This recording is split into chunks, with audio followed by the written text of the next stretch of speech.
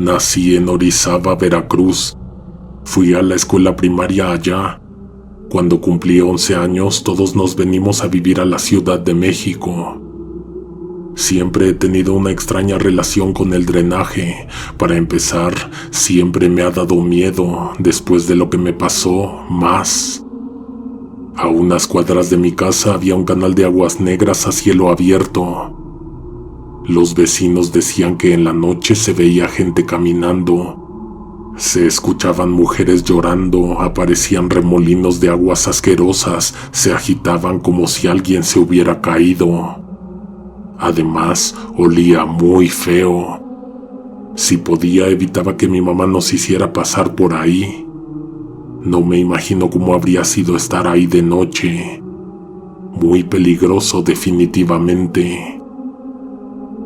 En aquellos años no había alumbrado público en la colonia. Lo que medio iluminaba el camino era uno que otro foco que la gente dejaba encendido en su casa. Imagínate la noche más oscura. Imagina que tienes que cruzar el canal para llegar a tu casa, un puente de madera sin barandales. Si te caes al canal y no te ahogas, seguro te mueres de una infección. A esa hora, ¿quién está dispuesto a levantarse y aventarse al agua porque alguien no tuvo precaución? Mis abuelos decían que vieron que una vez se cayó una niña y como si algo la hubiera hundido jalándola de las piernas, desapareció al fondo de las pestilentes aguas. Los papás de la niña se metieron a las aguas verdes, estuvieron nadando hasta que se hizo de noche y todo el canal se mostró tranquilo y silencioso. Siempre se ha dicho que existe algo que vive debajo de la porquería, que nada en el fondo, que casi nunca sale a la superficie. Seguro eso se llevó a la niña. La instalación de drenaje en las casas era relativamente nuevo. Yo la verdad es que no me acuerdo cuando lo hicieron.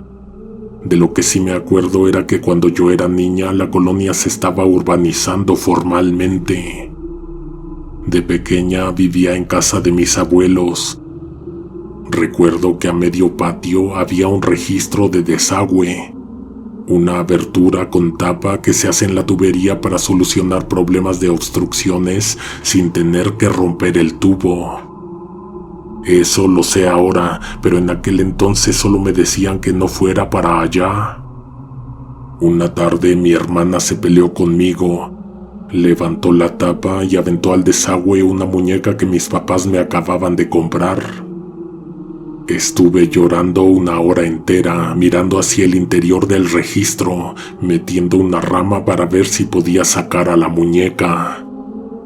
No sé si yo la atoré, pero cuando de pronto empezó a correr el agua, en un punto se acumuló y se comenzó a desbordar. Y se escuchaba que algo burbujeaba al interior de la tubería obstruida. De pronto se oyó una especie de horrible eructo y el bloqueo se solucionó. Para mí eso solo significó que mi muñeca avanzó y se fue para siempre. Mi hermana me vio tan triste que se arrepintió de lo que había hecho. Me dijo que la iba a ir a buscar al canal porque ahí era donde iba a terminar, según ella. Cuando salió de la casa me fui siguiéndola con la esperanza de volver a ver a la muñeca flotando en el canal entre la suciedad y el desperdicio. Estuvimos un buen rato esperando a que apareciera. Cuando por fin vimos el juguete, venía en un conglomerado de porquerías. No estaba segura de quererla de vuelta. Aún así, mi hermana se puso a buscar una rama para sacarla. Tardó un poco en hallar una de largo adecuado. Cuando regresó, la dirigió hacia el río de agua gris. Al momento en que tocó la muñeca, yo te puedo jurar que vi una mano pequeña tomarla y sumergirla. Mi hermana no la vio, dice que seguramente me lo imaginé y a la muñeca la hundió su mismo peso, pero yo sé lo que vi. Como te contaba, a los 11 años me vine para la Ciudad de México. Si tú nunca has pensado en ello, tal vez deberías. Imagina toda la red subterránea de desagüe, todas las cosas que están atoradas allá abajo, aquello que habita esos túneles oscuros, todas esas cosas que transitan bajo nuestros pies. Llegamos a vivir a una casa en la colonia Doctores, luego nos fuimos al norte por Indios Verdes. Mis papás se regresaron a Orizaba cuando cumplí 22. Me invitaron a regresarme con ellos, pero yo ya tenía un buen trabajo acá. Me fui a rentar un cuarto dentro de una casa cerca del Palacio de los Deportes. Era la casa de la hermana de una amiga del trabajo. Me rentaba un cuarto para dormir, pero podía estar en toda la casa, utilizar la cocina y la sala. Además, la dueña casi nunca estaba presente. Desde siempre odié el baño que tenía en la recámara. El calentador a veces servía y a veces no. En épocas de frío era cuando más sufría porque primero salía mucha agua caliente de la regadera y después repentinamente caía helada. Cuando no estaba Adriana, aprovechaba para bañarme en el de ella. Una vez, mientras me estaba bañando, noté que el agua se había empezado a estancar. Comencé a preocuparme porque aunque yo le pedía permiso para usar su regadera, no quería que ella llegara a encontrar el baño en mal estado. Cerré la llave, me sequé, me vestí en mi cuarto y luego regresé para ver si seguía atascado. El nivel del agua no había bajado ni 1 centímetro. Metí la mano al charco, quité la rejilla e intenté con la bomba de plástico. Salpiqué hasta las paredes, sin embargo, no solucioné nada. Fui al cuarto, busqué un gancho de metal, lo desarmé y luego traté de introducirlo en el agujero para destaparlo. Le di vueltas, pero nada sucedió, pero cuando lo saqué, noté que había cabello enredado alrededor de este. Si tú tienes cabello largo, sabes que este es uno de los principales problemas que tapan las tuberías de la regadera. Jalé y salieron del agua fácil unos 10 centímetros de cabello y se volvió a atorar. Tiré más fuerte, volvió a salir más cabello. Adriana no lo tenía tan largo como para que estuviera saliendo así. Lo que más me preocupaba en ese momento era si no lograba destaparlo, ¿qué le iba a decir a la dueña? Jalé y salió un poco más y luego más. Esa maraña de pelos no estaba limpia, venía cubierta con algo grisáceo, seguramente grasa, mugre y alguna otra porquería. A menos que la enjuagara, no podía ver si era cabello trenzado, entrelazado o porque estaba tan largo y no dejaba de salir. La verdad es que me dio demasiado asco, porque además empezó a oler muy feo y el agua que se había estancado ahora era negra. Hubo un punto en que terminé arrancándolo, pero aún así no se liberó el bloqueo. Me desesperé, tuve que hablarle a un amigo para ver si conocía a un plomero. Me pasó su número, le marqué y lo cité para que me ayudara con el problema. Llegó con una máquina que torcía unos cables de acero. Abrió un registro que encontró en el patio, cosa que me hizo recordar momentos de mi infancia en casa de mis abuelos. Metió la mano y sacó una tira de cabello que se extendía a ambos lados de la tubería. Jaló, pero de uno de los 2 sentidos estaba más atorado. Metió los cables, los llevó hasta donde calculaba que estaba la obstrucción. Encendió la máquina que en menos de 10 segundos resolvió el problema. Un negro amasijo de basura y otras cosas fue extraído del agujero del registro. Se fue el plomero y me dejó ahí lo que había sacado para que yo lo levantara. Antes de agacharme me quedé viendo un buen rato el montón de porquería que salió del drenaje. Para ver qué era, le vacié una cubetada de agua. El cabello que salió en la rejilla de la coladera estaba entrelazado o enredado con el de una muñeca. Una muñeca idéntica a la que yo tenía cuando vivía en casa de mis abuelos, la misma que mi hermana me tiró al desagüe.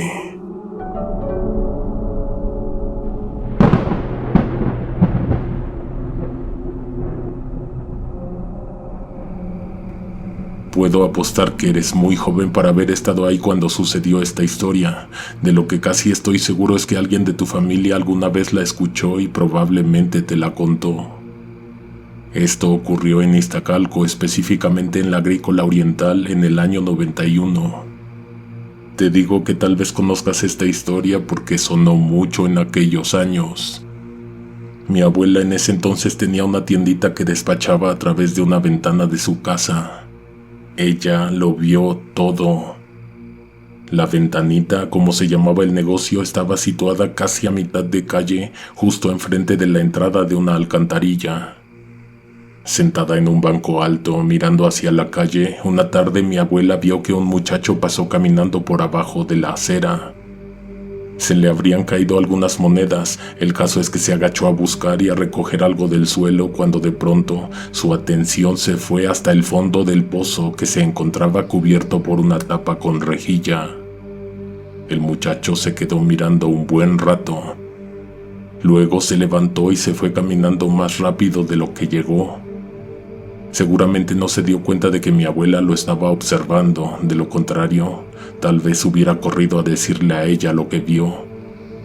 No te voy a decir que mi abuela era chismosa, pero seguramente tú conoces a una persona como ella. No pasaron ni 2 minutos antes de que el mismo muchacho regresara. Venía acompañado por 2 personas.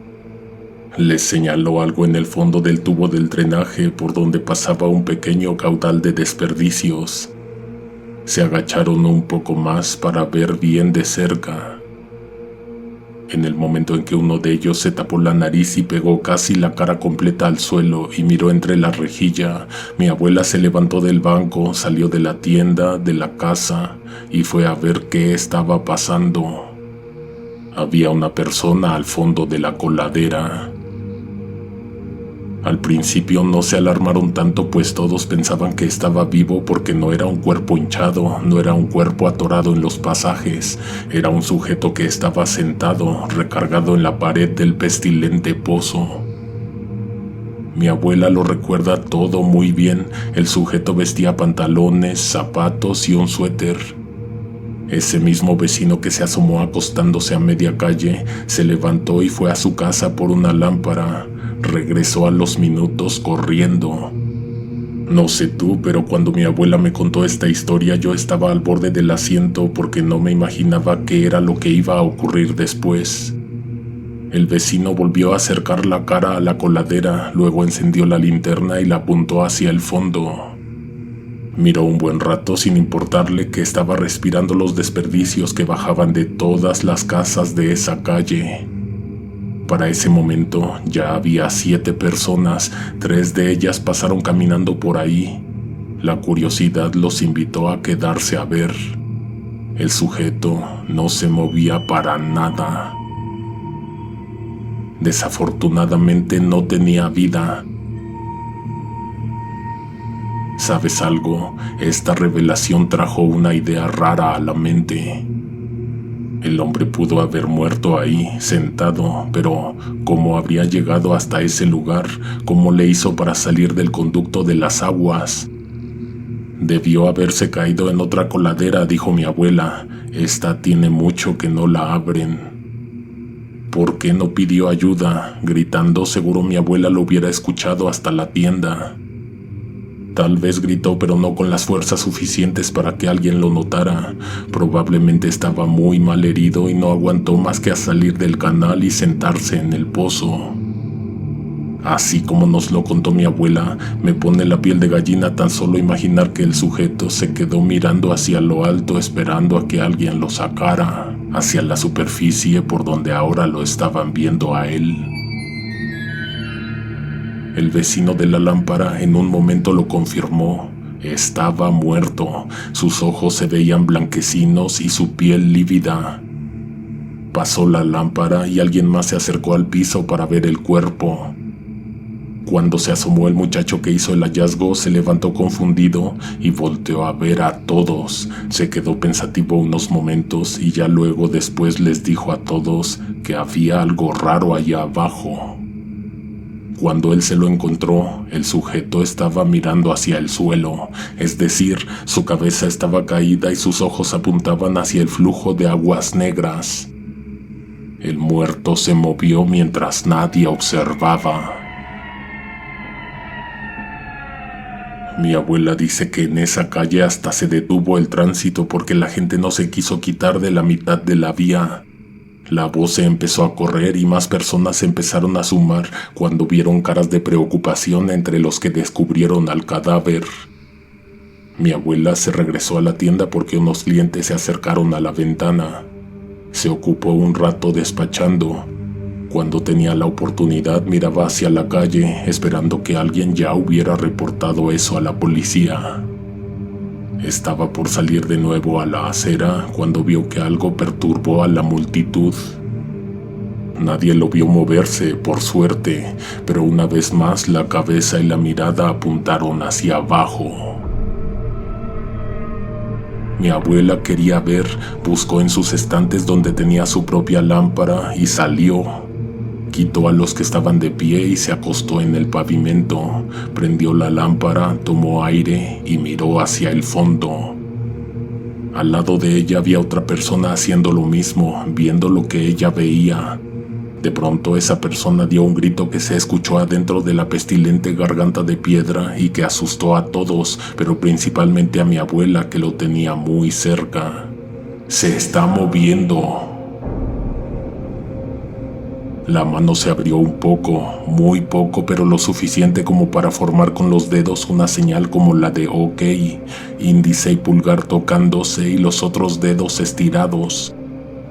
No sé por qué motivo, pero a nadie se le había ocurrido llamar a los servicios de rescate, o forenses o de emergencia, a la policía. La gente estaba tratando de identificar quién era, encontrándole algún parecido o preguntándose entre ellos si no sabían de alguien que hubiera desaparecido recientemente.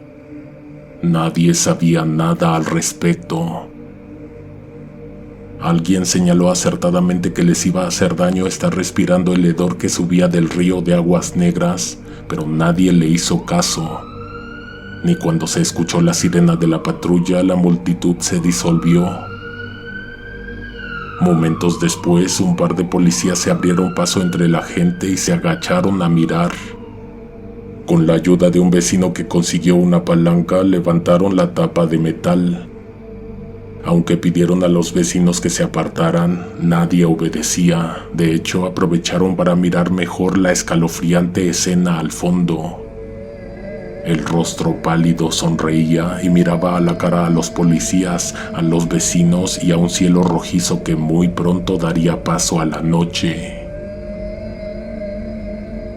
Se volvió a correr la voz y la gente intentó volverse a asomar, pero esta vez los uniformados ya no lo permitieron. Los policías se fueron a buscar de esos botes que la gente utiliza para apartar los lugares para estacionarse en la calle. Por el radio pidieron cinta amarilla para prohibir el paso y también solicitaron el apoyo del área adecuada a que fueran a sacar el cuerpo del drenaje. Mi abuela cerraba temprano la tienda, pero esa vez dejó la ventana abierta porque los curiosos la mantuvieron ocupada comprando aguas, refrescos y cigarros. Tal vez esto no lo sabías, pero lo que ocurrió a continuación se escuchó en las noticias de aquel año. No colocaron la tapa y un niño cayó. Se resbaló en la orilla porque estaba llena de tierra, su cabeza pegó en el borde y luego se precipitó al fondo. Eso se volvió un completo caos. Ya había oscurecido y las lámparas no estaban a la mano, se las habían llevado los policías. Mi abuela, que tenía su propia linterna, salió a la calle a alumbrar. El pequeño cayó sobre los brazos del hombre muerto. Tal vez eso lo salvó de matarse o de sufrir un golpe muy fuerte. El papá del niño se metió a la coladera desesperado. Quiso bajar apoyando manos y pies en los costados, pero ya con la mitad del cuerpo adentro se dio cuenta de que eso no era nada fácil. Esperó a que mi abuela sacara una cuerda. Los policías venían corriendo porque aunque no vieron cuando pasó, la gente aterrorizada por lo que acababan de ver, el ambiente silencioso, los desgarradores gritos de desesperación del papá, supieron que la cosa se acababa de poner peor. Se pusieron a ayudar al señor a bajar, pero olvidaron llamar a la ambulancia. Tal vez pensaron que no iba a ser necesario, tal vez ni siquiera lo pensaron. Aunque no sé si hubiera hecho una diferencia. Los vecinos y los oficiales agarraron la cuerda y lo fueron bajando poco a poco. Mi abuela lloraba al contar esta parte. Decía que fue algo tan horrible que sabía que jamás en la vida se iba a poder quitar de la piel el estremecedor escalofrío que sintió cuando escuchó el grito del papá del niño. De la coladera salió un alarido de angustia, de dolor profundo. El niño se fue en el drenaje. Subieron de inmediato al hombre que bajó a la coladera a sacar al niño. Unos se asomaron para ver en qué había cambiado lo de hasta abajo. Se llevaron la perturbadora sorpresa de que ya tampoco estaba el cadáver. El padre del menor tartamudeaba por los nervios, por la conmoción. Quería decir algo, pero mejor se echó a correr hacia la otra coladera en el sentido en el que iba el río. Los que ayudaron con la cuerda y otros más se echaron a correr al segundo punto. Abrieron, quitaron la tapa y empezaron a bajar al hombre. Llegó hasta el fondo, esperó a que transitara su hijo por ahí. Tenía las manos metidas en el agua verdosa para el momento en que tuviera que sacarlo de la pestilencia. El tiempo se agotaba, el niño estaba herido y sumergido en aguas sucias. Pidió que se metiera alguien más a la siguiente coladera por si era que ya había pasado, pues o estaba atorado o pasó antes de que él llegara ahí. Abrieron todas las de la calle y hasta de otras calles. Llegaron los bomberos y las ambulancias, pero mucho tiempo después de que cayó el pequeño. No se pudo hacer nada, pero hasta las 6 de la mañana del día siguiente se dieron por vencidos. Bueno, el papá no. Él se fue junto con una camioneta de protección civil a revisar el cárcamo de aguas negras. Regresó a las 7 de la noche con la noticia de que iban a dar por desaparecido al niño y por lo mismo iban a seguirlo buscando, pero en otro lado. Había gente en la calle cuando el sujeto regresó. En la banqueta frente a la coladera en donde cayó su hijo lo estaban esperando para entrevistarlo de un noticiero. Mi abuela tenía la tienda abierta cuando lo vio pasar. Cuando se dio cuenta de lo que iba a suceder, salió a la calle por él para que no lo molestaran, porque se veía ido y bastante triste. Se metieron a la casa de mi abuela unas 12 personas, pero dejaron afuera a los reporteros. En toda la noche anterior no tuvo valor para decirlo, pero él vio lo que le pasó al niño y fue algo horrible. Casi cuando él estaba por llegar al fondo, el cadáver recargado en la pared del pozo abrazó al niño, se deslizó hacia el canal y se lo llevó para siempre. Uno de los policías entró a la casa de la abuela y pidió hablar con el hombre. Se enteró de eso que el papá del niño vio, que el sujeto muerto se lo llevó. Mi abuela estuvo de acuerdo con lo que dijo el oficial. No podía salir y hablar de eso con los reporteros. Desafortunadamente el niño nunca apareció vivo. De hecho, ni siquiera se pudo recuperar su cuerpo.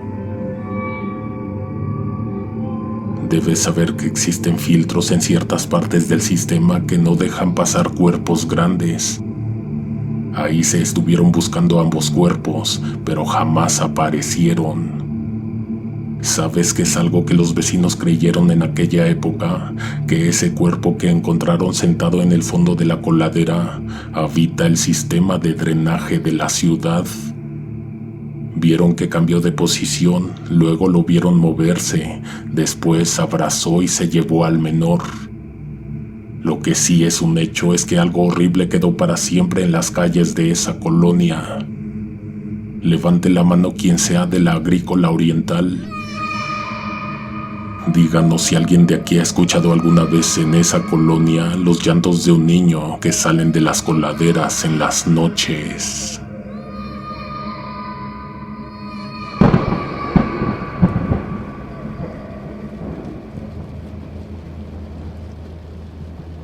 Mi amigo Carlos perdió a sus dos padres en 2020. En ese entonces él vivía en la capital, sin embargo, como se quedó solo, se tuvo que regresar a la ciudad de Guadalajara a casa de su tía, quien se encargaría de cuidar de él hasta que terminara sus estudios. No era para menos el trauma que había sufrido en medio de toda esa horrible emergencia de salud que todos vivimos aquel año. Carlos estaba muy ensimismado, vivía recluido en casa de Marce y cada día estaba más deprimido. Debo contarte que cuando se fue a la Ciudad de México dejamos de comunicarnos con la frecuencia con la que acostumbrábamos. El único medio que conservamos fue un chat en donde compartíamos videos de YouTube. Durante un tiempo solo nos enviábamos videos de exploración urbana. Imagino que los conoces. En ellos, hombres y mujeres se meten a lugares abandonados, prohibidos y peligrosos. Sobre todo lo hacen de noche, cuando es más difícil que los atrapen, pero a la vez es más fácil encontrarse con algún imprevisto. Con toda la intención de ayudarlo a sobrellevar un poco de lo que estaba sucediendo en su vida en ese momento y que despejara un poco su mente, se me ocurrió invitarlo a explorar un edificio abandonado cerca del despacho donde trabaja mi papá. De hecho, descubrí dicha construcción ya que una tarde me ofrecía ir en bicicleta a recoger unos documentos para mi padre. Tiene su despacho dentro de una torre de oficinas ubicado en el centro. Tal vez lo conozcas, es un lugar que irradia un aire de historia y elegancia. Con su arquitectura clásica se destaca entre los edificios modernos que lo rodean. Sus paredes, desgastadas por el paso del tiempo, muestran las marcas del envejecimiento y cuentan historias de décadas pasadas. En la actualidad es un lugar muy concurrido, pero en aquel entonces todos los pisos se encontraban vacíos, ya que has de recordar que casi toda la gente de oficinas se vio obligada a trabajar desde casa. La entrada principal del edificio está flanqueada por dos grandes puertas de madera, talladas con intrincados diseños que una vez debieron ser impresionantes. Sin embargo, ahora están exhaustas y descoloridas. Al ingresar se revela un vestíbulo con un suelo de mármol desgastado y una escalera de madera que conduce a los pisos superiores. En esos días al interior del edificio se podían encontrar numerosas oficinas y despachos abandonados. Los muebles antiguos cubiertos de polvo yacían desordenados. Debía obtener los documentos del tercer piso y salir de inmediato, pero como no había nadie, se me ocurrió subir hasta la azotea. Mirando a mis alrededores pude contemplar otro edificio abandonado que se encuentra cerca. Al momento, este segundo edificio exudaba una aún más grande sensación de abandono y deterioro. Sus paredes desgastadas revelaban partes del revestimiento desprendido. Las ventanas rotas y las persianas deterioradas agregaban un aire sombrío a la estructura. Entre ambos edificios se pueden apreciar calles vacías y espacios abiertos con escasa actividad humana. La vista desde el último piso ofrecía una perspectiva melancólica de la ciudad, recordando tiempos pasados de auge y prosperidad que parecen haberse desvanecido. Pensé en Carlos cuando vi que ese lugar era bastante propicio para una exploración como esa que tanto nos gusta ver en videos. Llegué a su casa en la noche. Para que le permitieran salir, a su tía le juré que ninguno de nosotros estábamos saliendo. Además, prometí que no nos quitaríamos el cubrebocas para nada. Lo único que no le dije era a dónde íbamos a ir, ni qué íbamos a hacer. Ni Carlos sabía a dónde nos dirigíamos y no lo averiguó ni siquiera porque yo cargaba con una mochila donde llevaba de todo, incluso algunas cosas que no íbamos a necesitar. Aquel edificio no tenía persona alguna que lo cuidara. Entrar a sus instalaciones no fue nada difícil, lo cual debió habernos preocupado un poco, pues en su interior no encontramos huella de algún otro explorador, vándalo o vagabundo. Era muy bueno para ser verdad.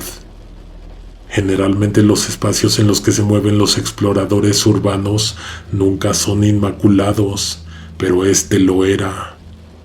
Las paredes, que alguna vez estuvieron adornadas con elegantes cuadros y estanterías llenas de libros, ahora se veían descuidadas y desprovistas de vida, pero intactas. Hay mucho que te podría decir del edificio, pero lo que más me interesa contarte fue cómo llegamos de ahí a los túneles del drenaje. No sé si el hecho de que todo estaba en su sitio y que simplemente parecía un edificio deshabitado nos dejó con la sensación de que algo le faltaba a la exploración, hasta que encontramos en un semisótano unas calderas. El edificio en cuestión contaba con un cuarto de máquinas ubicado en su interior. Este cuarto, con sus paredes de concreto y suelos de baldosas, albergaba una serie de equipos y maquinaria que algún día brindaron soporte al funcionamiento del edificio. Lo que para nosotros hizo especial a este cuarto de máquinas fue su conexión con túneles subterráneos a través de una rejilla abierta en su parte posterior. Aquella rejilla de hierro resistente permitía la entrada de aire y también servía como acceso a los túneles subterráneos. Entramos fácil porque la rejilla estaba abierta, porque el agujero al que daba paso era amplio y al menos en ese punto estaba seco. Llevábamos prendidas ambas linternas, pero al entrar yo apagué la mía. Carlos se sorprendió, pero casi de inmediato comprendió que lo que yo quería era crear una atmósfera más lúgubre y misteriosa. Más adelante vimos que estos pasadizos conducían al drenaje. Estos túneles de drenaje, oscuros y húmedos, serpenteaban bajo el edificio y se extendían hacia el subsuelo de la ciudad. Las paredes de los túneles estaban revestidas de concreto y se podían ver tuberías y conductos que se entrelazaban a lo largo de su trayecto. Aunque los túneles de drenaje estaban fuera del alcance directo de los ocupantes del edificio, su presencia agregaba un elemento intrigante y subterráneo a la estructura. Además de su función práctica, el acceso a los túneles a través de la rejilla del cuarto de máquinas evocaba un sentido de conexión con los sistemas subterráneos y la infraestructura de la ciudad, lo cual lo hacía perfecto para la exploración urbana. A medida que avanzábamos por los estrechos túneles, el ambiente se volvía más opresivo. El sonido del agua goteando resonaba en nuestros oídos, creando una atmósfera inquietante. A pesar de eso, seguíamos adelante, alimentados por nuestra valentía juvenil. De pronto, vimos una desviación en el túnel principal. Sin pensarlo dos veces, decidimos tomar ese camino y descubrir qué se ocultaba más allá. A medida que nos adentrábamos en la desviación, el olor a humedad y a suciedad se hacía más intenso, por lo que nos aseguramos de portar en todo momento el cubrebocas. Entonces, al final del pasillo, encontramos una puerta destartalada. No parecía haber sido abierta en años. Carlos y yo intercambiábamos miradas llenas de curiosidad y decidimos empujarla juntos. Con un chirrido escalofriante, la puerta se abrió, revelando un espacio oscuro y polvoriento. Encendimos nuestras linternas y entramos con cautela. Era un departamento abandonado con muebles cubiertos de telarañas y polvo acumulado. Podrías esperar encontrar cualquier cosa en el drenaje, tal como objetos descartados involuntariamente o a propósito. Mis tías contaban la historia de una persona que trabajaba para el sistema de aguas y drenaje que encontró algo escalofriante atorado en una rejilla. Eran 3 sillones de una sala, pero no solo eso, cada sillón estaba siendo ocupado por una persona bien erguida, recargada en el respaldo y muerta. Siempre pensé que ese había sido un descubrimiento excepcional, digno de ser contado como una leyenda urbana. Sin embargo, lo que vimos ahí desafiaba toda historia. Un departamento amueblado en las profundidades, en el lugar más apestoso, oscuro y oculto de la ciudad. El silencio era tan denso que podíamos escuchar nuestros propios latidos. Mientras explorábamos, sentíamos que los ojos invisibles nos observaban desde las sombras. De pronto, un escalofrío recorrió mi espalda. Miré a Carlos y pude ver el terror en sus ojos. La figura de una sombra se movía sigilosamente en una esquina. Nuestros corazones latían desbocados mientras retrocedíamos lentamente, pero la sombra nos siguió, moviéndose de manera siniestra por el cuarto. Encendimos la segunda linterna e incluso una tercera que tardé un poco en sacar de la mochila. El miedo nos dominaba, pero no podíamos permitir que nos paralizara. Corrimos hacia la puerta, pero algo nos detuvo en seco. Varios ruidos revelaron que, en la oscuridad, algo caminó hacia nosotros y luego se detuvo ante nuestras espaldas.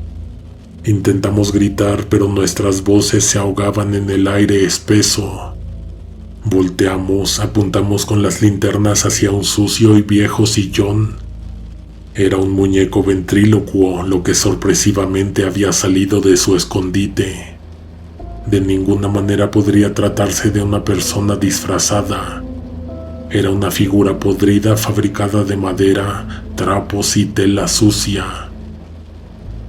Aquel muñeco emanaba un olor penetrante y desagradable, producto del tiempo que ha pasado en la humedad y la putrefacción. Su rostro pintado, una vez alegre y festivo, ahora estaba deformado y desfigurado. Las pinceladas de colores brillantes se habían desvanecido y mezclado con manchas de suciedad. Los trapos que conformaban su cuerpo estaban desgarrados y deshilachados, revelando su relleno ennegrecido y podrido. Sus extremidades, fabricadas con madera deteriorada, mostraban grietas y astillas que añadían un toque siniestro a su apariencia. Los ojos del muñeco tenían una mirada demoníaca. Su boca, ahora retorcida en una mueca maligna, parecía susurrar pesadillas. La combinación de su aspecto descuidado, su postura grotesca y su presencia en el sombrío entorno del drenaje y del misterioso departamento subterráneo creaba una atmósfera de terror palpable. A esa espantosa figura nunca la vimos moverse, aunque era un hecho que no estaba donde lo encontramos sentado cuando quisimos abrir la puerta y salir. No podíamos dejar de mirarlo, porque aunque bien sabíamos que era un objeto inerte y que no tendría sentido verlo moverse o cobrar vida, algo nos decía que dentro de todo ese revoltijo de telas podridas había algo. La puerta estaba cerrada con llave, al contrario de como la encontramos cuando ingresamos a la pieza. Sacudir la perilla no funcionó, aventar el cuerpo intentando vencer el marco tampoco. Nos tomamos turnos para intentar abrir. Mientras uno lo hacía, el otro miraba al muñeco para asegurarse de que no se moviera hacia nosotros, para que la oscuridad no lo volviera a bañar. Fue Carlos el que se dio cuenta de que la llave estaba en la mano de la asquerosa figura. ¿Tú qué hubieras hecho? ¿Tomarla y ya? ¿No te hubiera invadido la horrible sensación de que en cualquier momento el horrible muñeco ventrílocuo te saltara encima? Tardamos mucho en decidirnos y fue Carlos quien lo hizo, pero justo cuando tomó la llave, alguien golpeó la puerta tras de nosotros. Nunca había sentido lo que sentí en ese momento. No sabía para dónde hacerme, a dónde ir, a quién le estaríamos abriendo la puerta cuando intentáramos huir. Además de que el susto que nos provocaron los golpes hizo que la llave saliera volando. Yo abrí después de varios intentos. Carlos, mientras tanto, no le quitaba la vista de encima a la figura. Empujé la puerta con mucho miedo, solo para encontrar que del otro lado no había nadie. Salimos de ahí sin ánimos de seguir explorando o de ir un poco más allá. Mientras yo miraba al frente, mi amigo caminaba de espaldas apuntando en todo momento al escalofriante muñeco. Salimos de la pieza y Carlos cerró la puerta. No dejó de mirar en esa dirección por miedo a que algo sucediera mientras no veíamos hacia atrás. Unos 10 pasos adelante, la puerta se abrió. El muñeco apareció sostenido por una persona que se mantuvo de pie, inmóvil. Quisimos correr, pero era peligroso hacerlo ya que el suelo estaba enmohecido y esto lo volvía resbaloso.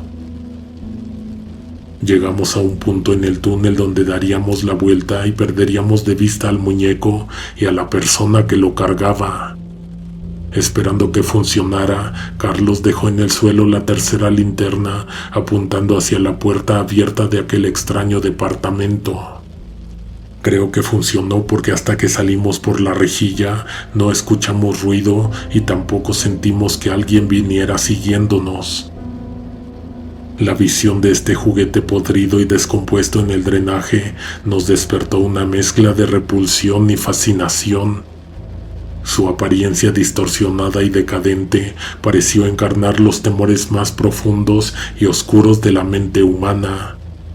Su presencia ahí sugería una historia perturbadora y desconcertante, dejando espacio para la imaginación y las especulaciones sobre su origen y propósito.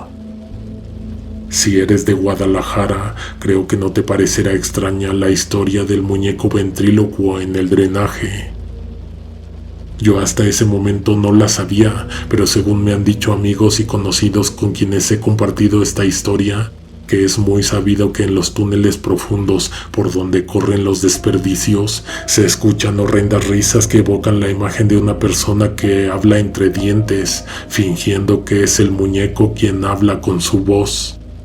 Ambos viviendo escondidos en las pestilentes profundidades.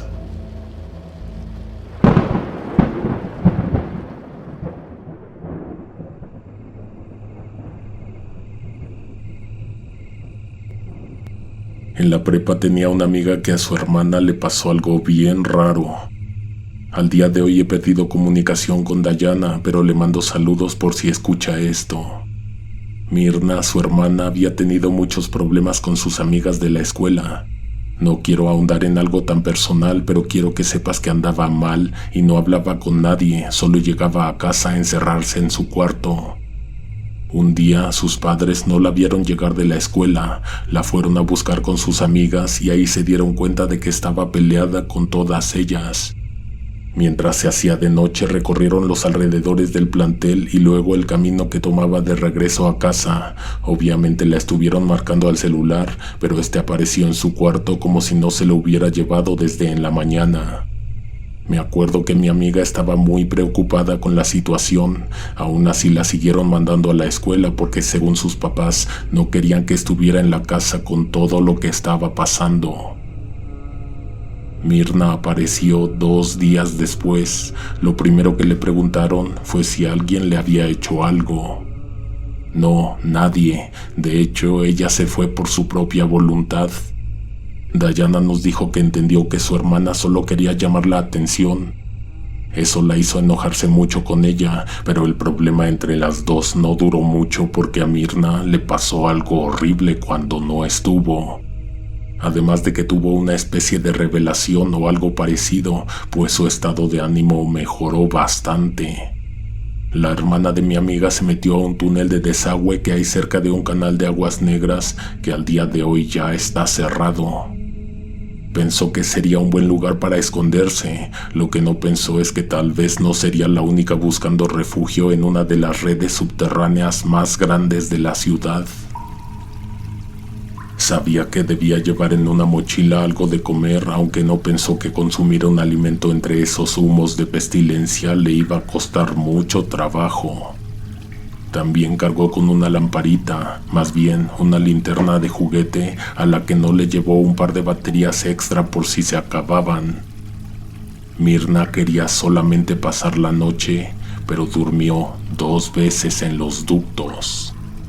Es muy fácil creer que si vas en línea recta y no te desvías, podrás regresar de vuelta al lugar por donde entraste. Pero se encontró con desniveles, cámaras, válvulas, lugares bastante interesantes que valían la pena para salirse del camino. Según Mirna, también había letreros, flechas, indicaciones, señales de peligro, pero ninguna le hizo sentido a ella porque ese lugar no estaba abierto al público. Ahí solo debía haber personal del departamento de drenaje, aunque según ella, nunca vio a ninguno de ellos. Anduvo caminando por lugares en donde le pareció que iba a poder reconocer de regreso, claro, sin tomar en cuenta que solo le quedaba 1 hora de luz, según lo que aún le restaba de batería en la lámpara. Afuera seguramente todavía era de día, pero en aquellos túneles no, ahí ya se había hecho de noche. Mirna se recostó en lo que pensó que era una banca, pero tan pronto como recargó la cabeza en la base, se dio cuenta de que era la cubierta de una válvula y que vibraba y no la iba a dejar dormir. Se quedó ahí un rato antes de buscar otro lugar para pasar la noche. Algunos pasillos o túneles se veían enormes y ella no tenía mucha intención de alejarse de casa, aunque había tramos que lucían interesantes. La hermana de Dayana se acostó boca arriba y con la lámpara empezó a iluminar el techo. En ese preciso punto en el que se encontraba, según ella, no había túnel como tal, más bien era como una estación de mantenimiento. La lámpara ya se había apagado 2 veces, pero Mirna pensó que fue porque la estaba usando hacia arriba. Poco antes de la última vez que se apagó y no se volvió a prender, la chica vio en el techo a una persona. Al apuntarlo directamente, este se movió. Mirna dijo que era una persona, aunque poco después lo describió como un monstruo. Imagina un reptil, pero con extremidades y cabeza humana, aunque la cola, las escamas y el color seguían siendo los de un lagarto. Cosa bastante extraña fue que la muchacha lo vio prendido del techo. Algo tan pesado no logra soportar mucho tiempo ácido de la superficie, aunque esta cosa o criatura lo lograba. Se movió de maneras horribles momentos antes de que se acabara para siempre la batería de la linterna. La hermana de mi amiga se quedó inmóvil. Le dolió el estómago cuando se levantó para echarse a correr, pero luego se acordó de que había agujeros en el suelo repartidos en varias direcciones, muy peligrosos para quien intentase caminar por ahí completamente a oscuras. Mirna se quedó inmóvil. No dejó de mirar hacia el techo a pesar de que no veía nada. Guardó silencio y se sentó cuidadosamente en la cubierta de la válvula. No pudo escuchar que esa cosa se moviera, pero de pronto ella casi podía jurar que ya no estaba ahí, en el último lugar donde ella lo había visto. Unos 10 minutos después, más o menos, dice que sintió que una mano le agarró el tobillo. Haya sido lo que haya sido, era lo más espantoso que le podía pasar. Si era esa criatura que andaba en el techo o si era una persona que la acechaba en la oscuridad, no importaba, era igual de horrible. Aunque la verdad, dijo ella, no había que pensarle mucho, pues la mano que la agarró venía de abajo. Mirna corrió y, como se temió, resbaló y cayó en el agujero de una cámara. Yo creo que hasta tomó agua, pero ella dijo que el nivel le había llegado hasta la rodilla, aunque en la ropa se veía que se había sumergido completa. Sé bien que ella pensó que jamás iba a salir de ahí, pero entonces se calmó un poco, caminó hacia una pared y la recorrió con la mano para dimensionar el lugar donde se encontraba y tal vez hallar una salida. De pronto se topó con una pequeña plataforma, salió del agua y siguió palpando la pared. Había unas escaleras, pero además un ligero brillo al final de estas, como si hubiera un agujero que llevara a un lugar que tenía iluminación. Subió, entró en una especie de cuarto de control de las máquinas. Se dio cuenta de que la luz la producía un aparato que mostraba unos niveles con una aguja en un tablero. Ese espacio olía muy distinto a todo el resto de los túneles, según dijo Mirna. Tal vez porque ha de haber algún tanque abierto a poca distancia, pensó. No era eso, lo que provocaba ese olor era que había algo cerca echándose a perder. Mirna no fue a investigar porque no tenía con qué alumbrar sus alrededores, así que pensó en quedarse ahí a dormir. Si había alguien más en todo el sistema de drenaje, ahí tal vez estaría sola, o al menos eso creyó. Intentando buscar en el piso el agujero con las escaleras, notó que además había una tapa. Si cerraba esa tapa, podría pasar la noche segura de que no iba a tener compañía.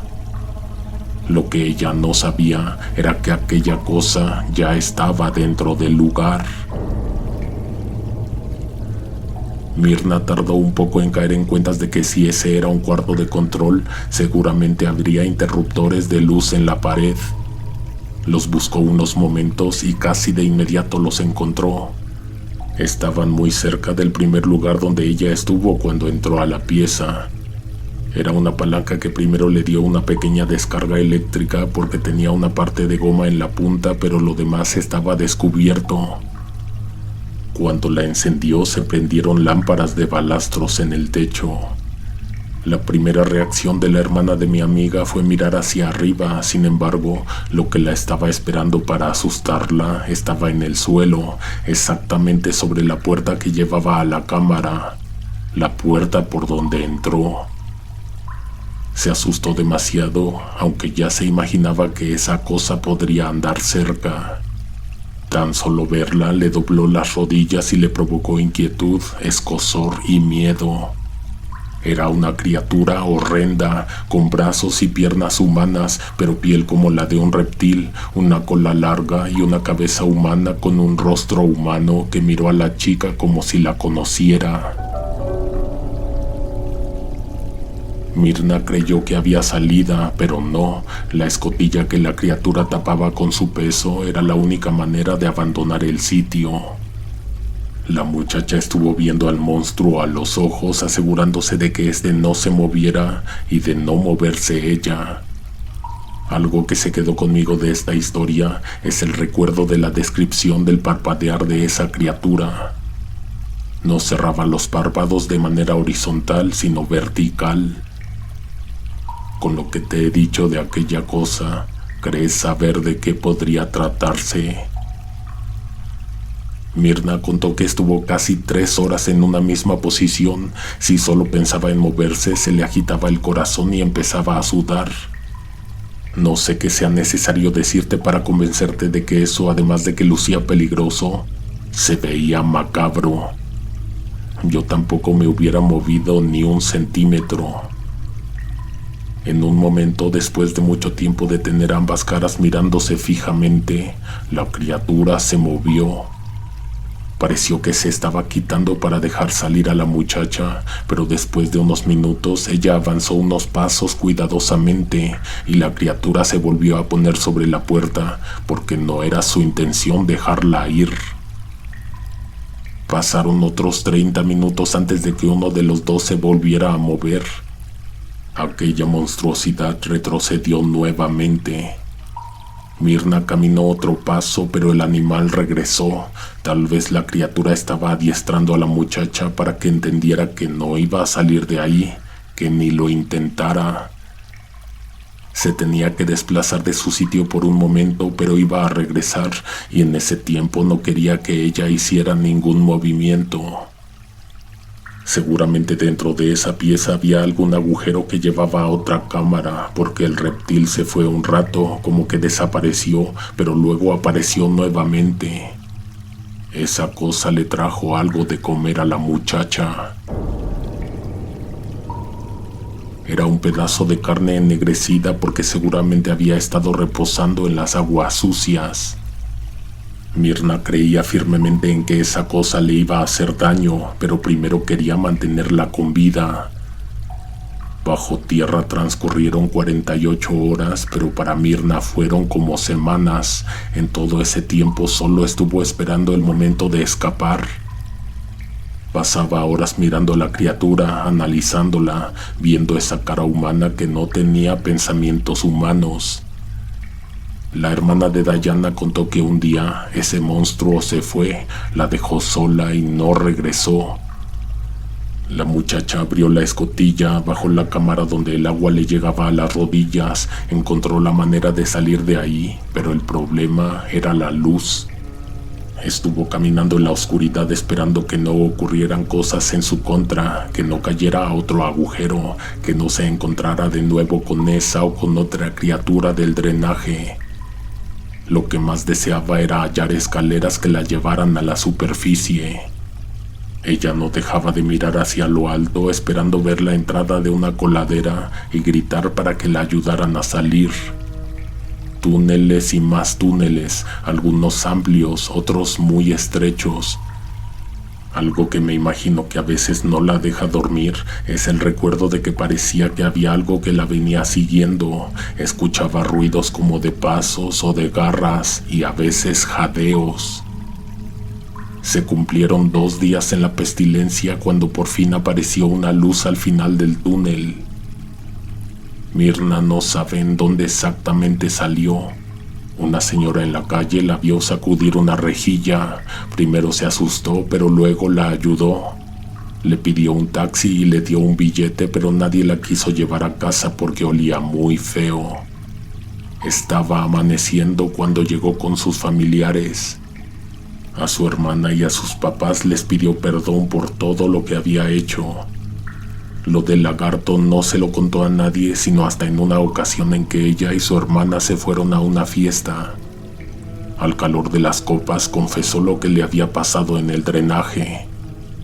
Dayana no lo creía, pero Mirna tenía una manera de demostrar que había sido cierto. Se acercaron a una coladera y miraron hacia abajo. Ahí estaba el hombre lagarto. Parecía que seguía a la hermana de mi amiga, que la podía oler, que siempre estaba atrás de ella. Yo también lo vi. Bueno, vi solamente la cola que se movió al fondo del pozo, la vez en que me contaron esta historia.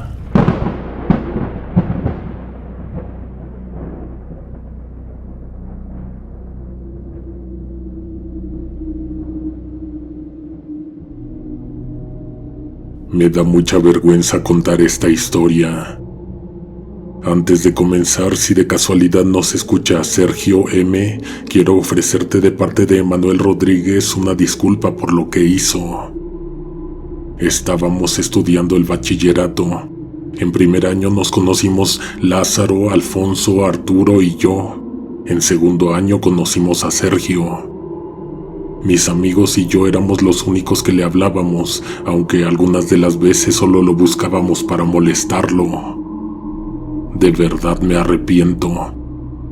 Estuve pensando que si iba a contar esta historia tenía que contarlo todo, aunque eso me evidenciara como una mala persona. Y si te hace sentir mejor, también debes saber que pagamos por todo lo que le hicimos. Somos de Ecatepec, aunque por el momento no todos vivamos allá. Nuestra escuela compartía parte del terreno con unas oficinas de gobierno, por lo que las puertas estaban siempre abiertas y nosotros entrábamos y salíamos del plantel sin problemas. Un día algo pasó en la primera clase, no me acuerdo bien, creo que a uno de nosotros nos pusieron un reporte o algo así. El caso fue que a partir de la segunda clase nos tomamos el día libre. A Sergio nos lo encontramos a la salida. Según él, se sentía mal y necesitaba regresarse a su casa. No dejamos que se fuera, nos lo llevamos con nosotros. Realmente venía mal, era algo del estómago, de repente se detenía, se llevaba las manos al abdomen y se encorvaba un poco. ¿Y si lo llevamos a su casa? No, ¿cómo crees? ¿Y si su mamá marca a la escuela para avisar que andamos de pinta? ¿Y si le dice él que somos nosotros los que lo molestamos? Mejor vámonos, les dije. Vamos a dejarlo por ahí. Estábamos lejos de la escuela cuando le dijimos que no nos siguiera, que se fuera para su casa. Gimiendo nos dijo que no sabía dónde estaba y que se iba a perder.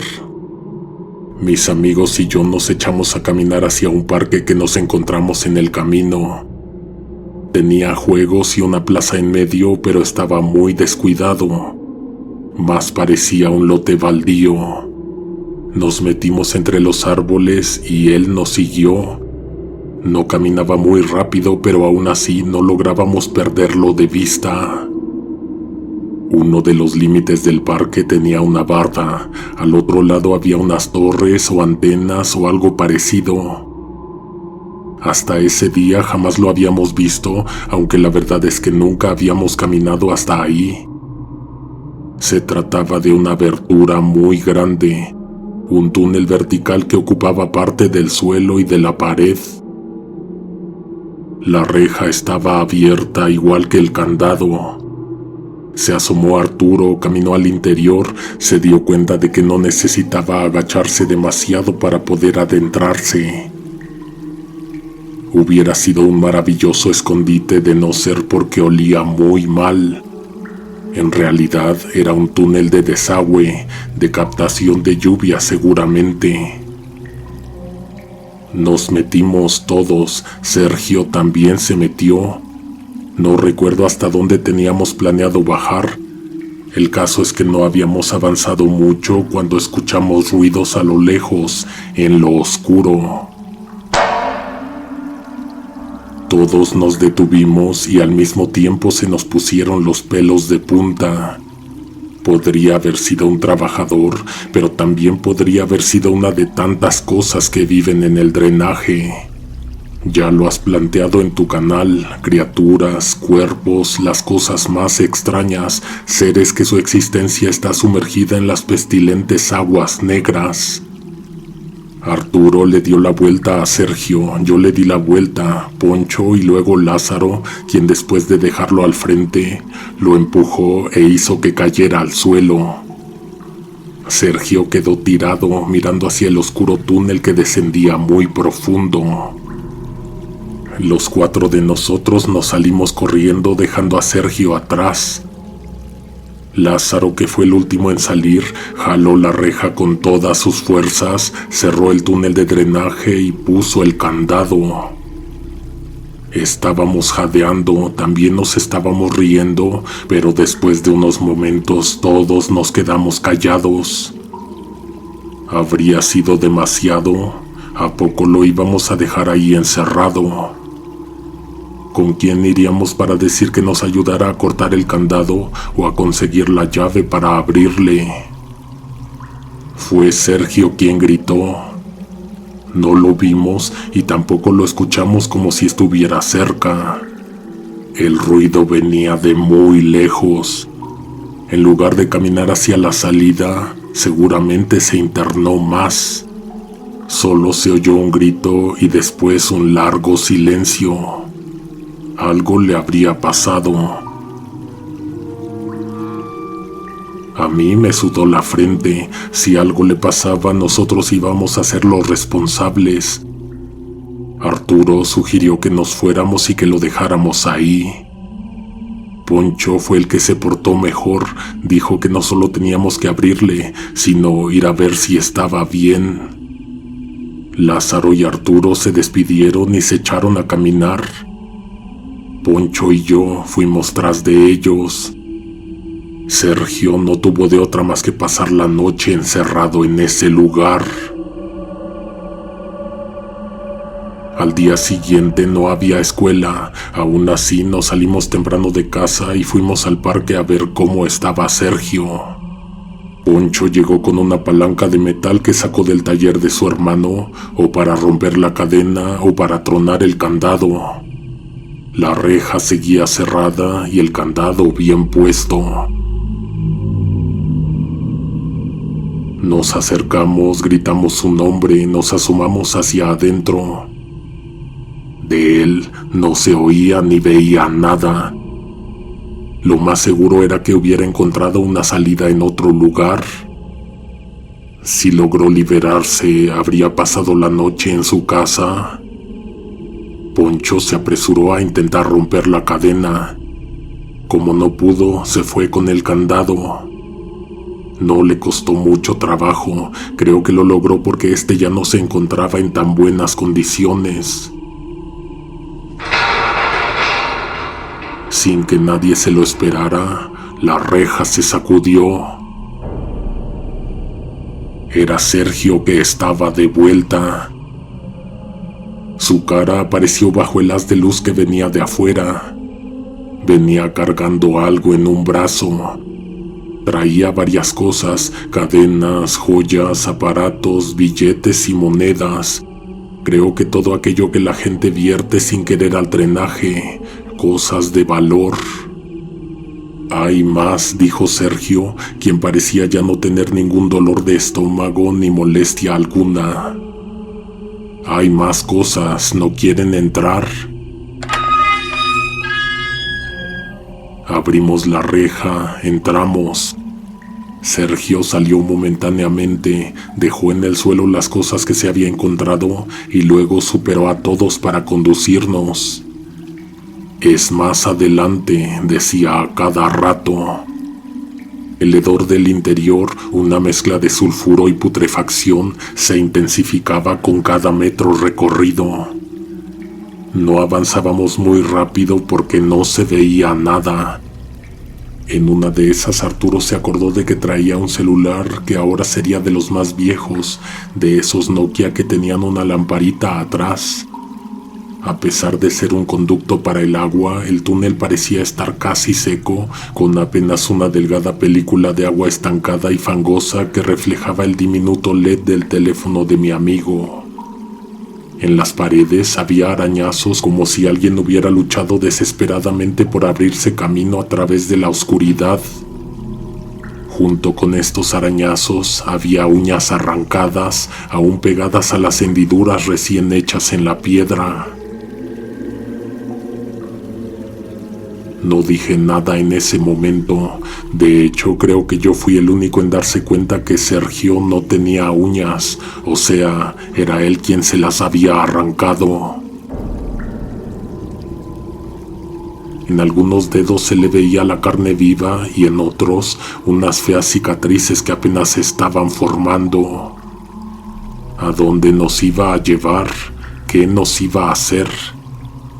En un punto se detuvo, se replegó a la pared del túnel y dejó pasar a Lázaro, luego a Arturo y a mí. Se quedó entre Poncho y yo y pidió que siguiéramos caminando, que ya era allá adelante. Lázaro se detuvo porque sintió que no era algo lo que los estaba esperando: monedas o billetes perdidos, objetos de valor recolectados en ese punto del desagüe. Lázaro sintió que era alguien. Apuntó con la linterna del celular de Arturo hacia adelante, pero no alumbró más allá, en donde efectivamente había alguien esperando pacientemente.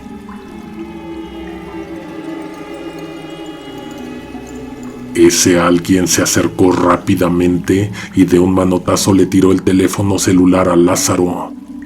Se hizo momentáneamente oscuridad. El teléfono rebotó y cayó boca abajo, iluminando un poco de lo que nos sucedió después. Era el torso de una persona, pero las piernas y los brazos eran largos como las patas de un insecto. Aunque en estos tenía piel humana y más o menos la forma de nuestras extremidades. Ese algo no cabía en el drenaje, sin embargo se movía muy ágilmente en él.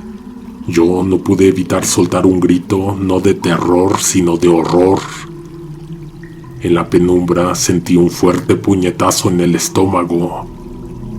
A Arturo lo estrellaron contra la pared. Cayó al suelo restregando la cara en el agua sucia. A Lázaro lo tomaron de un brazo mientras los demás intentábamos salir corriendo de un túnel oscuro e infinito. Nadie se quedó con él ni regresó a ayudarlo. Cada quien buscaba poner a salvo su propia existencia. No sé si en verdad lo escuché o es algo que me imaginé, sin embargo, en mi mente hay un recuerdo del momento en que sucedió. Según yo, se escuchó un fuerte crujido como cuando se parte una lámina gruesa, como cuando truena un vidrio, como la fractura de un dedo al que le están dando una poderosa mordida. Lázaro dio un grito horrible y estremecedor. Llegamos a la entrada del túnel, todos jadeando y con el corazón al 1000. De Sergio no sabíamos nada ni queríamos saber. Lázaro salió poco después de nosotros, tambaleándose porque estaba mareado. Debió haber perdido mucha sangre de la mano. Lo llevamos a su casa, de su casa se fueron a la clínica. Allá le hicieron una curación.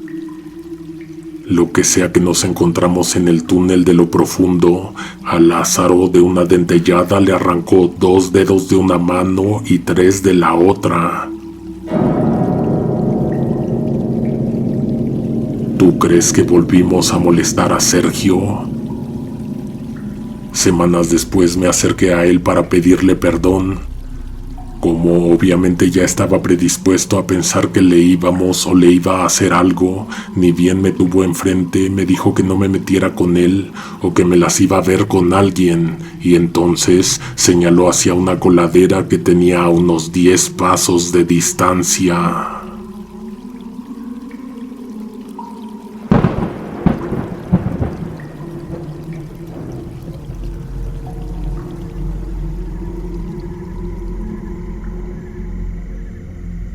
En los años 80, aquella colonia del centro histórico se veía exactamente igual a como se ve ahora. Tal vez entonces las calles estaban más solitarias, pues las noches eran mucho más oscuras, por la falta de alumbrado público y de vigilancia más que nada. Mi nombre es Alejandro y vivir en este antiguo vecindario siempre me había fascinado. Desde que tengo memoria, este ha tenido sus misterios y leyendas urbanas, pero lo que estaba a punto de experimentar superaba cualquier cosa que me hubiera imaginado. Durante semanas había estado escuchando extrañas voces que parecían surgir desde el drenaje o las coladeras de la vecindad. El interior de la vieja y pobre vecindad en el centro histórico donde viví por lo largo de 25 años era un reflejo de décadas de abandono y deterioro. Los pasillos angostos y oscuros se extendían como un laberinto, serpenteando entre los múltiples departamentos apretujados. Las paredes estaban cubiertas de capas de humedad y manchas de moho, evidencia de la falta de mantenimiento a lo largo de los años. Los decaídos colores de la pintura original apenas eran visibles, eclipsados por el paso del tiempo y la falta de cuidado. Algunas secciones de la pared se desprendían, revelando aquellos viejos materiales usados hace más de un siglo: madera, piedra y ladrillos. Algo que desde siempre me llamó la atención del lugar era que sus espacios parecían esconder pasadizos secretos, cuartos ocultos, cámaras vacías. Desde niño siempre le puse atención a los ruidos que se suscitaban al interior del edificio, como si fueran un habitante más de aquella vecindad. Las escaleras de madera crujían bajo el peso de los residentes que subían y bajaban constantemente. El olor a humedad, mezclado con un rastro de basura y comida rancia, llenaba el aire estancado. Las ventanas, cubiertas de polvo y suciedad, apenas permitían la entrada de luz natural, creando una atmósfera sombría y opresiva. Los departamentos eran pequeños y apretados, con escasos muebles y adornos. Los techos bajos daban una sensación de claustrofobia, mientras que el suelo de madera crujía bajo cada paso. Las tuberías expuestas serpenteaban a lo largo de las paredes, recordándote constantemente la antigüedad y falta de renovación del lugar. Los baños compartidos eran espacios estrechos, con retretes y regaderas viejas y desgastadas. El agua fría salía en un goteo constante, mientras que los azulejos descascarados y las puertas desvencijadas añadían un aire de abandono. Al principio pensé que aquellas voces eran simplemente ilusiones auditivas causadas por el eco de la ciudad, pero se volvieron más fuertes y persistentes con el paso del tiempo. Las voces susurraban palabras ininteligibles y aterradoras y me acechaban incluso cuando lograba conciliar el sueño. Tengo bien grabado el recuerdo de la preocupación que me provocaba estar despierto escuchando esas cosas, especialmente porque había ocasiones en que, desesperado por el insomnio, salía a recorrer los pasillos, no solo para encontrar la fuente del ruido, sino algún otro vecino despierto a esas horas, oyendo lo mismo que a mí me tenía despierto. En una de aquellas angustiantes noches en que me fue imposible conciliar el sueño, bajé las escaleras, di varias vueltas y recorrí varias veces los laberínticos corredores hasta que creía haberlo hallado. En el rincón más oscuro y olvidado de esa vieja vecindad se encontraba un misterioso cuarto. Su puerta, gastada por el tiempo, apenas mostraba señales de haber sido abierta en décadas. Sinceramente me sorprendió en ese momento haber vivido tantos años en ese edificio y nunca haber estado frente al número 2. La puerta estaba tapiada con podridas tiras de madera, las cuales no hicieron resistencia en lo absoluto. Solo fue necesario hacer un poco de fuerza para jalarlas, para despegarlas de los largos clavos que las sujetaban apenas. Lo siguiente no me causó sorpresa. Ese cuarto no tenía llave, así que con cautela giré la perilla y me adentré en un espacio sumido en la penumbra. El cuarto parecía congelado en el tiempo. La pintura de las paredes revelaba destellos de un verde oliva desvanecido.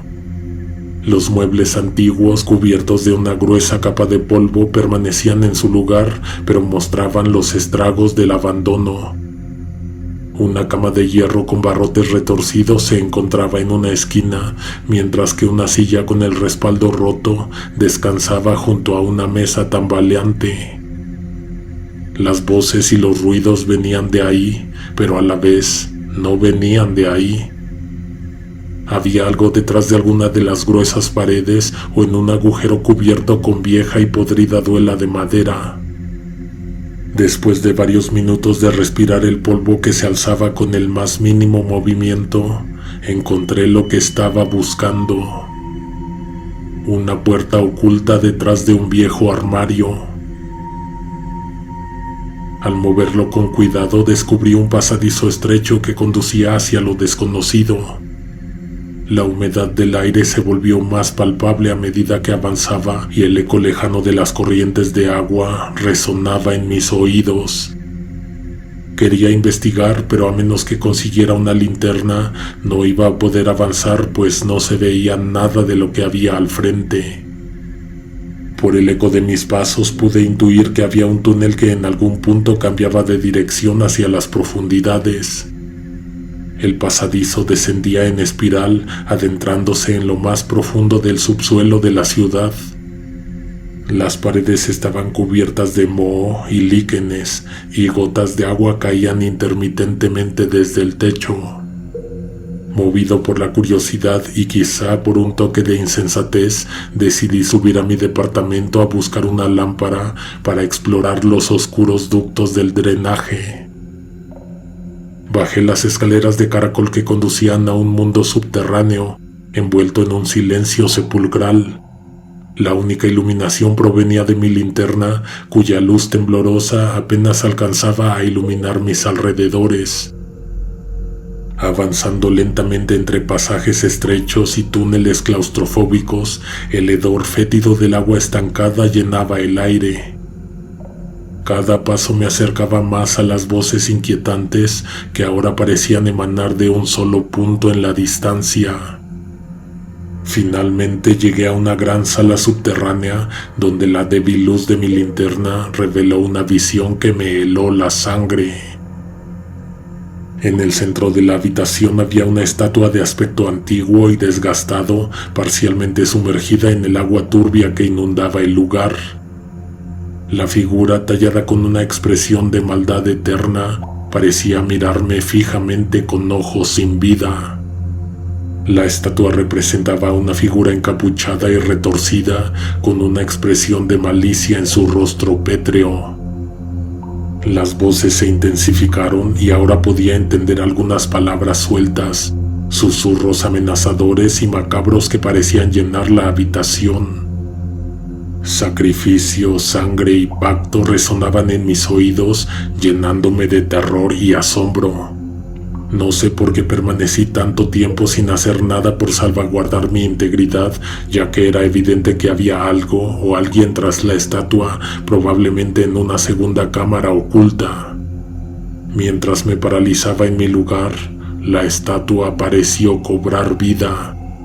Sus ojos de piedra brillaron con una siniestra luz roja y un escalofrío recorrió mi columna vertebral. La figura me miró fijamente y su boca de piedra se abrió lentamente, liberando un sonido discordante y espeluznante que me atravesó hasta los huesos. En realidad no era una estatua, no pudo haberlo sido, pues la vi moverse. Instintivamente retrocedí y corrí tan rápido como pude hacia la salida. Las voces me perseguían, atormentándome con su malévolo eco. La escalera de caracol parecía interminable mientras ascendía frenéticamente, con la sensación de que algo me seguía de cerca. Finalmente emergí del drenaje empapado en sudor y temblando de miedo. Prometí a mí mismo nunca volver a bajar a esos oscuros y perturbadores túneles, pero las voces nunca me abandonaron por completo. A partir de ese día siguieron susurrando en mi mente, recordándome el encuentro aterrador en las profundidades del drenaje.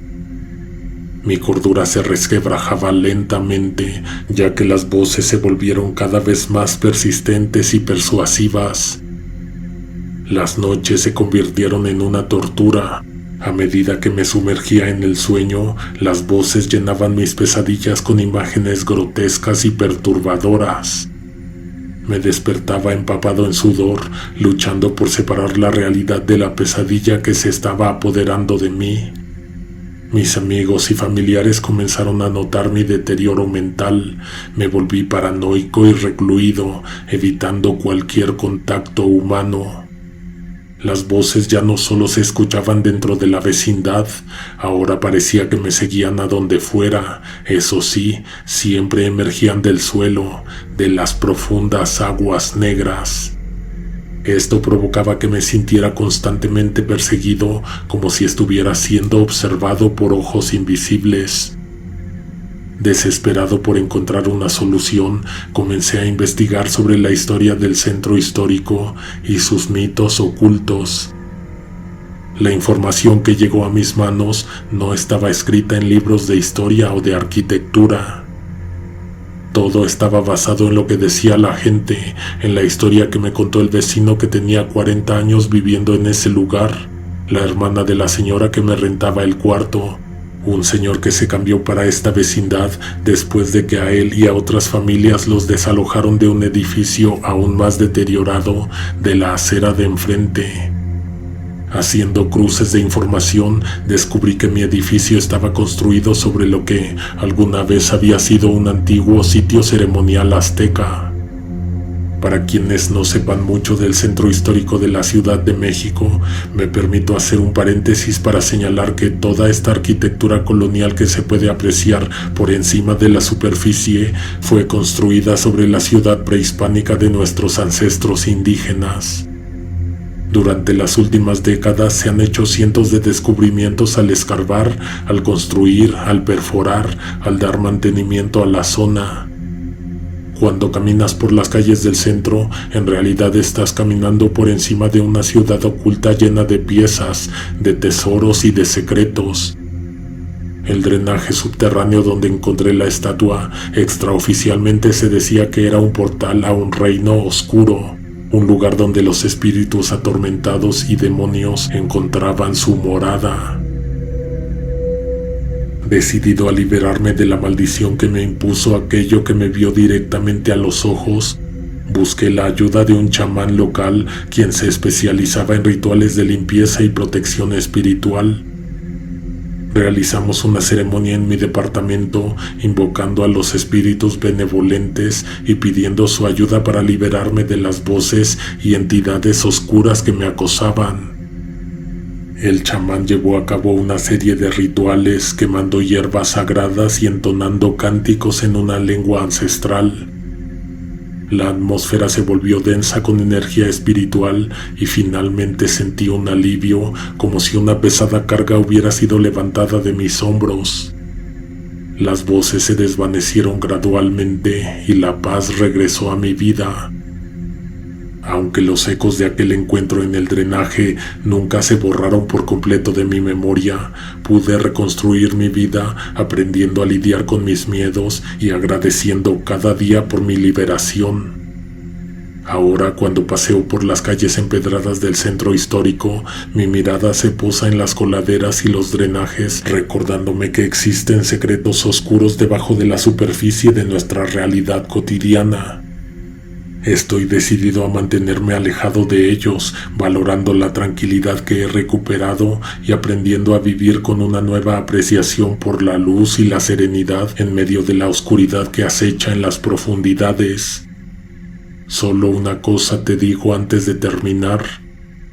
Está bien que escuches las voces, verdaderamente es difícil de ignorar todo eso que hay debajo de nuestros pies. Únicamente te pido que no les pongas mucha atención.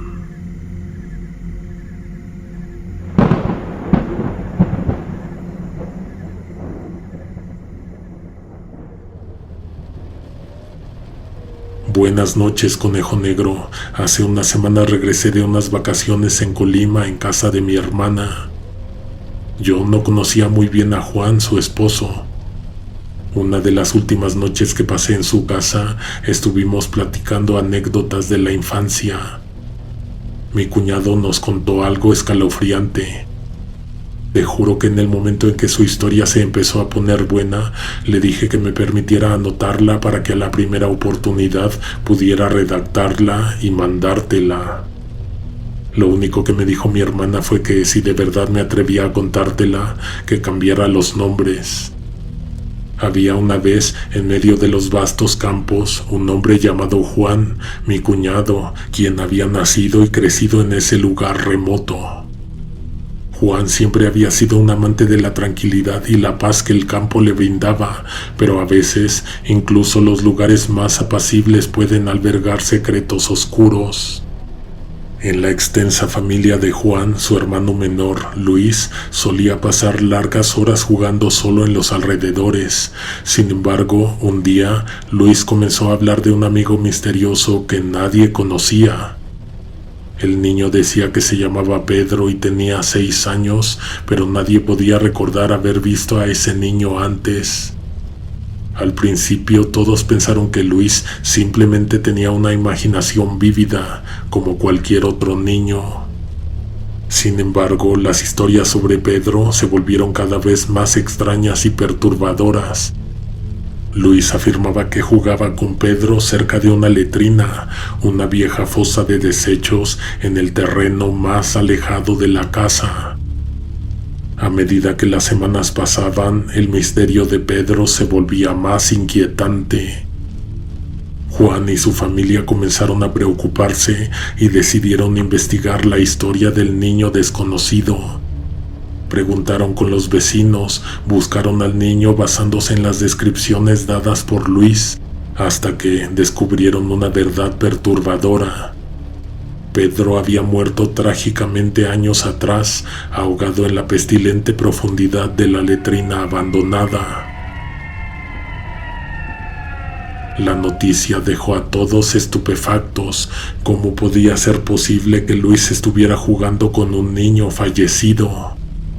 Con el corazón lleno de temor, Juan y su familia se aventuraron hasta la letrina para comprobar si las palabras de Luis eran verdad. El día en que se acercaron a ese siniestro lugar, el aire estaba cargado de tensión. El hedor de la putrefacción llenaba sus narices mientras se acercaban al agujero oscuro y maloliente. Ahí, en lo más profundo, pudieron ver los restos de lo que una vez fue la vida de Pedro. Era una visión aterradora y macabra que dejó a todos sin aliento. Entonces, de repente, un escalofrío recorrió sus espaldas cuando escucharon una risa infantil que resonaba en el aire. El sonido parecía emanar de la propia letrina. Aterrados, Juan y su familia huyeron del lugar en un frenesí de miedo. Desde aquel día, la letrina se convirtió en un tabú en la familia. Evitaron hablar de Pedro y la extraña conexión que Luis había tenido con él. Aunque la familia intentó olvidar aquel terrible encuentro, las noches tranquilas en el campo se volvieron inquietantes. Durante años, Juan y su familia escucharon risas inexplicables y pisadas en las horas oscuras de la noche, como si Pedro aún estuviera presente, acechando desde las profundidades de la letrina. El pasado y el presente se entrelazaron en una danza siniestra en ese tranquilo rincón del campo. Hasta el día de hoy, nadie se atreve a acercarse a la letrina y el misterio de Pedro sigue vivo en la memoria de Juan y su familia.